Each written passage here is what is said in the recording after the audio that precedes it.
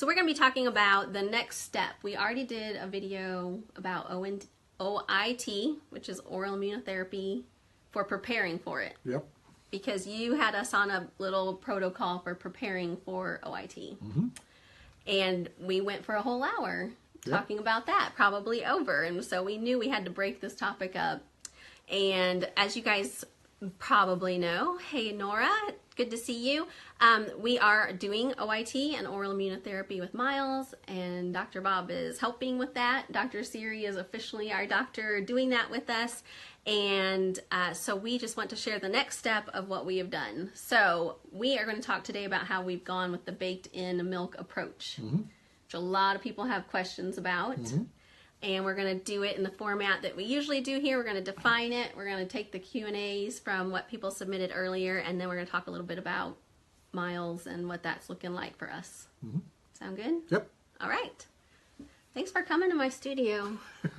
Yes. It looks a lot more like a studio from their end, but if you saw the laundry and all the stuff or Legos around us, it doesn't quite. It's a typical studio. It's a typical my house, yeah. No, it's a studio. A studio? They always look like this? Oh, yeah. The stuff on the other side that you're looking at is crazy. They shouldn't have to see the other stuff. All right, so we're going to define baked in... Are we just going to define baked in milk OIT or baked in anything OIT? We'll do... It'll include everything. Okay. All right, so let's talk about what baked in OIT is. We also want to define... Some people are even confused about the difference between a baked milk challenge and baked in OIT. So you can define those, differentiate, however you want to do it. We'll let you go. Well, an oral food challenge is just what it's saying. We're challenging to see whether or not somebody is allergic to something by having them take it orally. And we've done a video on that. And we've already done that. Okay? It's in our library, right? And that's something that you do before you start oral immunotherapy. Okay? Because we want to know how much that person can tolerate of that substance, which in this case we're going to talk about milk primarily. So we look and see how much of this milk can they tolerate before they start having a reaction, and then if they don't have a reaction at all and they get up to a certain amount, then we can either pass them and say that they're not allergic to it anymore, depending upon what we're using. Okay, if we're using like full milk, okay, but if we're using baked-in milk, we can't say that. Okay, and we'll get to why here in a little bit. And so what we're doing with this is we're trying to determine what dose we can give that person safely at home that they can start taking, and then gradually increase that. Sometimes we have them come back in the office to increase it. Sometimes we have them increase it at home, depending upon how they did with the food challenge and what's going on. Right. So the oral food challenge is like a one-time event. It's a one-time event. In your office, you would it would be in the category of like having a blood test, skin test, or an eating it test. That's it. It's an eating it test. So an oral food challenge. That's the oral food challenge. Okay. Now, oral immunotherapy is a different thing. It's more like the therapy that people get for allergies. That environmental allergy, where you get shots, okay, and you start at a low dose and gradually increase the amount that you get, and then you go to a higher concentration, so it's a higher dose, and you just keep on increasing the dose as we go along. That's what we do with oral food challenge, oral immunotherapy as well. So oral immunotherapy, OIT, goes in the category of longer term strategy. Oh yeah, therapy. This is months to years. Yeah. And it goes in with like shots or the patch, which is in trials, or the slit you talk about. The slit that we talk about as well. All right, so two different things. Yes. One's testing and one is therapy. Okay. That's right.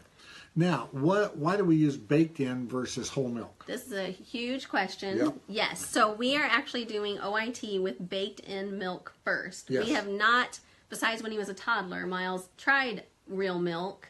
And he got up to liquid milk. He got up to I think it was a cc or cc and a half. Okay. Milliliter and a half, I think. And then it was. Then he started having a rash on his back.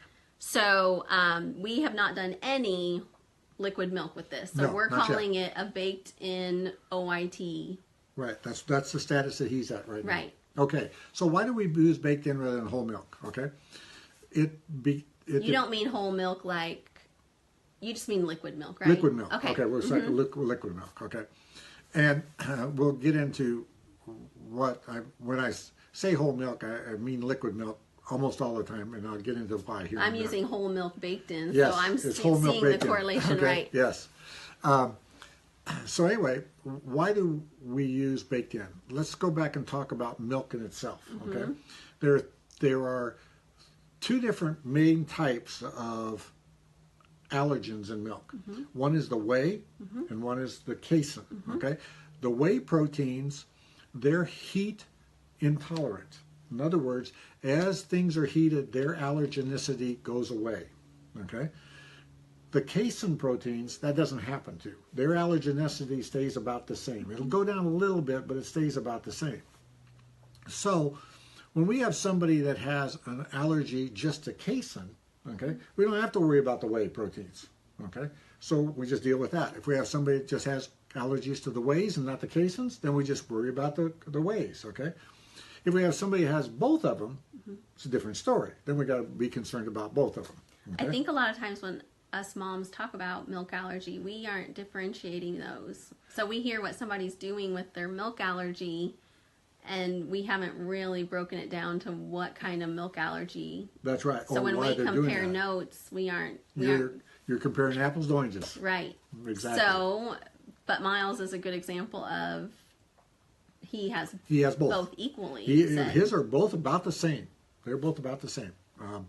Now, the other thing that Miles had was he had anaphylaxis. Okay, that puts us in a whole other category. So what we choose to do is, rather than going with people that have had anaphylaxis and had significant reactions, we choose to go to a baked-in milk first and go through that and gradually build that up, and then graduate to liquid milk. Okay, and then start with a low dose of that and gradually build that up. And the reason for that is to try to avoid the anaphylaxis or the adverse reactions. Okay, because we want to make this as comfortable for the family as well as the kid that's going through. Everybody is doing it so that they don't have adverse reactions, so they don't get a fear of eating the food. Give them some success. Exactly. We want to make it successful. We want to make it as tolerable as we go along, because there is risk to this. Okay, there is risk to doing oral food challenges or oral immunotherapy, because we're putting in something that they're allergic to, and we're having them take it in their body, and they can have a reaction to it.